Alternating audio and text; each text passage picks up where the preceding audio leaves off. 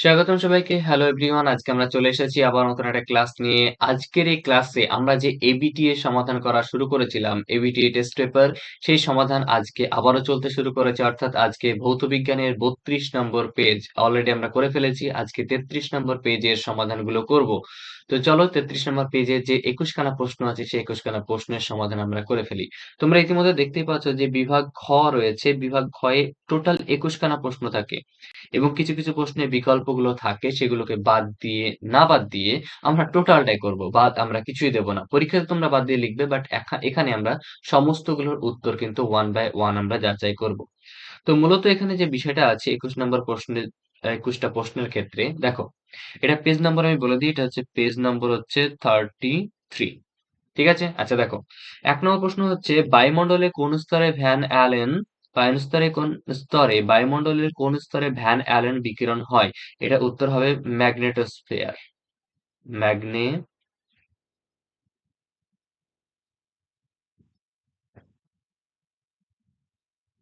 Magnetosphere. উত্তর কি হবে?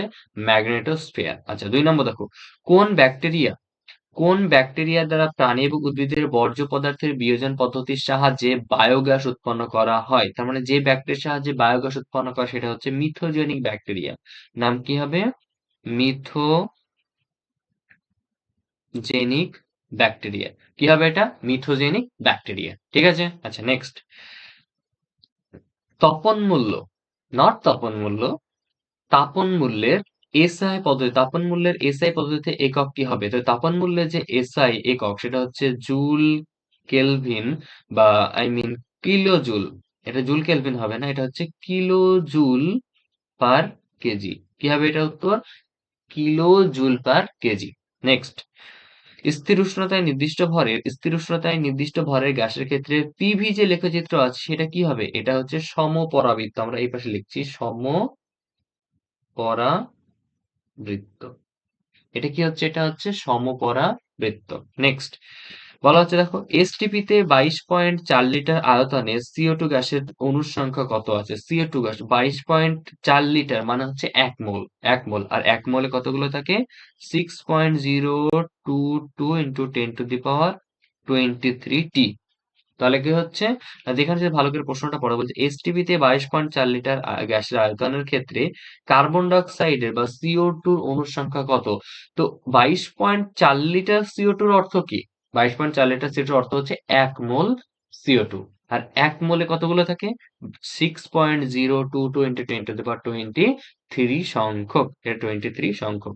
এখন দেখো, পরের প্রশ্ন, কোন তরলের প্রকৃত প্রসারণ গুণাঙ্ক এবং আপাত প্রসারণ গুণাঙ্কের মধ্যে কোনটি তার নিজস্ব একান্ত ধর্ম? নিজস্ব একান্ত ধর্ম হচ্ছে, সেটা হচ্ছে প্রকৃত প্রসারণ গুণাঙ্ক। উত্তর কি হবে? সঠিক উত্তর হচ্ছে প্রকৃত প্রসারণ গুণাঙ্ক। তাহলে এই দুটোর মধ্যে একটা হচ্ছে প্রকৃত, একটা হচ্ছে আপাত। দুটোর মধ্যে প্রকৃত প্রসারণ গুণাঙ্ক হচ্ছে সেই তরল পদার্থের একান্ত নিজস্ব ধর্ম। ঠিক আছে? আচ্ছা দেখো নেক্সট, পরবর্তীতে বলছে অথবা লোহা ও পিতলের মধ্যে আমরা যদি ভালো করে খেয়াল করি কি বলেছে, লোহা ও পিতলের তৈরি দ্বিধাতব পদার্থ, অর্থাৎ দ্বিধাতব পাত বলতে দুটো পাত, এই যেমনটা দেখতে পাচ্ছ দুটো পাত, একটা লোহা থাকবে আর একটা হচ্ছে পিতল থাকবে। তো এখন বলছে এই দুটোর মধ্যে বরফের মধ্যে যদি রেখে দিই তাহলে কোন ধাতুটা ভিতরের দিকে বেঁকে যাবে? কোন ধাতুটা ভিতরের দিকে বেঁকে যাবে? উত্তর হচ্ছে লোহার, সরি উত্তর হচ্ছে পিতলেরটা। উত্তর হচ্ছে কি? পিতলেরটা।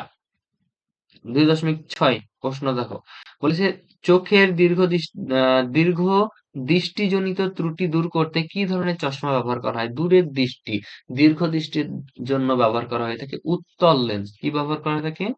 উত্তল লেন্স। সঠিক উত্তর হচ্ছে উত্তল লেন্স।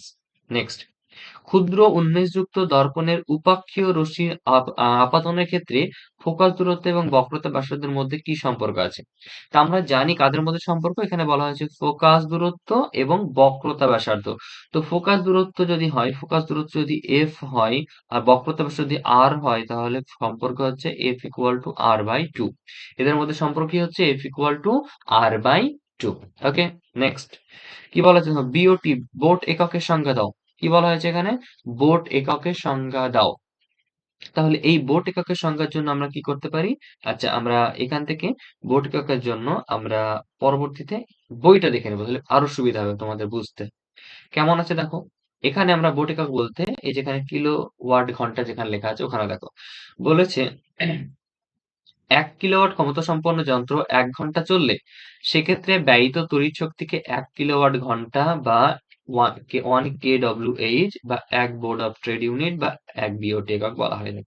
তার মানে বুঝতে পারছি কি 1 কিলোওয়াট ক্ষমতাসম্পন্ন কোনো যন্ত্র যদি 1 ঘন্টা চলে, কতক্ষণ চলে? 1 ঘন্টা যদি চলে তখন সেখানে যে তড়িৎ উৎপন্ন হয় বা তড়িৎ খরচ হয় সেটাকে আমরা কি বলে থাকি? কিলোওয়াট। সেটাকে আমরা কি বলে থাকি? কিলোওয়াট। বোঝা গেল? তার মানে ওটা কিলোওয়াট মানে হচ্ছে ভোল্ট। নেক্সট দেখো। আচ্ছা, এটা তো হয়ে গেল। নেক্সট যদি আমরা দেখি যে এসআই একক আধানের নাম কি? এসআই এককে আধানের এককের নাম কি? এটা হচ্ছে কি কুলম্ব। নেক্সট, বর্তমানে আন্তর্জাতিক পদ্ধতি অনুযায়ী আর্থ তারের বর্ণ কি হবে? আর্থ তারের ক্ষেত্রে আমরা বলতে পারি সবুজ অথবা হলুদ। সবুজ অথবা হলুদ এই দুটো কিন্তু ব্যবহার করা হয়ে থাকে। কি ব্যবহার করা হয়ে থাকে? হয় সবুজ সবুজ আদারওয়াইজ হলুদ। নেক্সট, কোন ধরনের বিক্রিয়ার ফলে বলছে কোন ধরনের নিউক্লিয় বিক্রিয়া সূর্যের শক্তির উৎস? অর্থাৎ সূর্য শক্তির উৎস ক্ষেত্রে অর্থাৎ সূর্য থেকে যে শক্তি পাওয়া যায় সেক্ষেত্রে আমরা কোন ধরনের বিক্রিয়া লক্ষ্য করি? তো এটা হচ্ছে নিউক্লিয় সংযোজন। কি হবে? নিউক্লিয়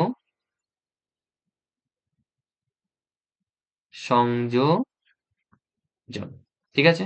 আচ্ছা, কোন পুরাতাত্ত্বিক বস্তুর বয়স নির্ধারণ করার জন্য যে তেজস্ক্রিয় মৌল ব্যবহার করা হয়, কোন তেজস্ক্রিয় মৌল? তো এটা হচ্ছে C14। কি হবে এটা উত্তর? এটা হবে C14 বা কার্বনের মৌল। আচ্ছা, অতি দীর্ঘ পর্যায়ে মৌলের সংখ্যা কত? অতি দীর্ঘতে মৌলের সংখ্যা হচ্ছে 32টি। কতগুলো আছে? 32টি।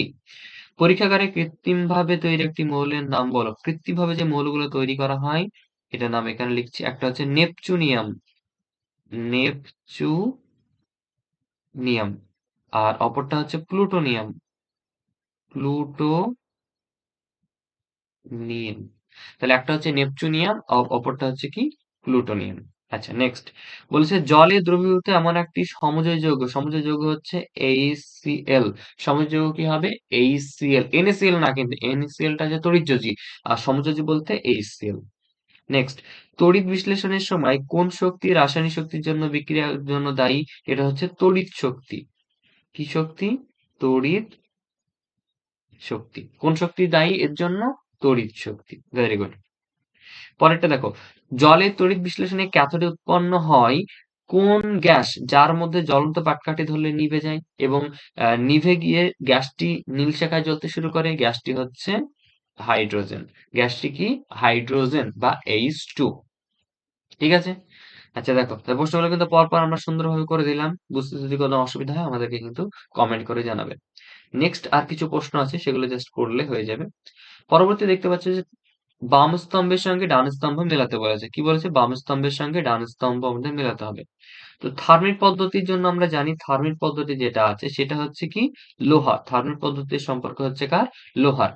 অ্যামালগামে হচ্ছে NaHG, অর্থাৎ ডি নম্বর অপশন NaHG। এই যে Hg এটা হচ্ছে পারদ। আর পারদ থাকলে সেটাকে কি বলে আমাদের? অ্যামালগাম। বায়োপলিমার হচ্ছে কি? Nucleic acid. বায়োপলিমার হচ্ছে নিউক্লিক অ্যাসিড। এবং পিভিসি হচ্ছে পলিভিনাইল ক্লোরাইড। পিভিসি হচ্ছে পলিভিনাইল ক্লোরাইড। এই যে পিভিসি হচ্ছে পলিভিনাইল ক্লোরাইড। ঠিক আছে? দেখো নেক্সট, নাইট্রোলিম কি? পরের 17 নম্বর প্রশ্ন হচ্ছে নাইট্রোলিম কি? যদি আমরা দেখি নাইট্রোলিমের ক্ষেত্রে এই যেখানে নাইট্রোলিম লেখা আছে বাট নাইট্রোলিম বলছে ক্যালসিয়াম সায়ানামাইড ও কার্বনের ধূসর বাদামি বর্ণের যে মিশ্রণ সেটাকে আমরা বলি নাইট্রোলিম। এটা কি বলা হয়? নাইট্রোলিম। এটা কি কাজে ব্যবহার করা হয়? এটা হচ্ছে স্বাদ তৈরিতে ব্যবহার করা হয়ে থাকে।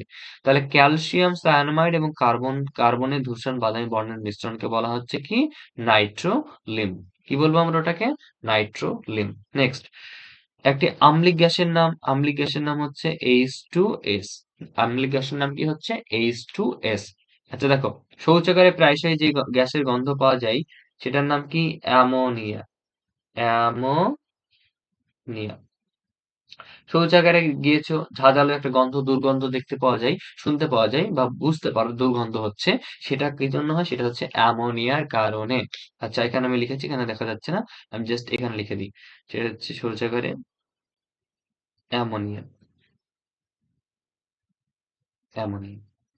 ঠিক আছে? আচ্ছা দেখো, অ্যামোনিয়ার সঙ্গে কোন গ্যাসের বিক্রিয়ায় একটি কঠিন পদার্থ উৎপন্ন হয়? কোন গ্যাসের বলছে, কোন গ্যাসের বিক্রিয়ায় কঠিন পদার্থ উৎপন্ন হয়? এটা হচ্ছে HCl।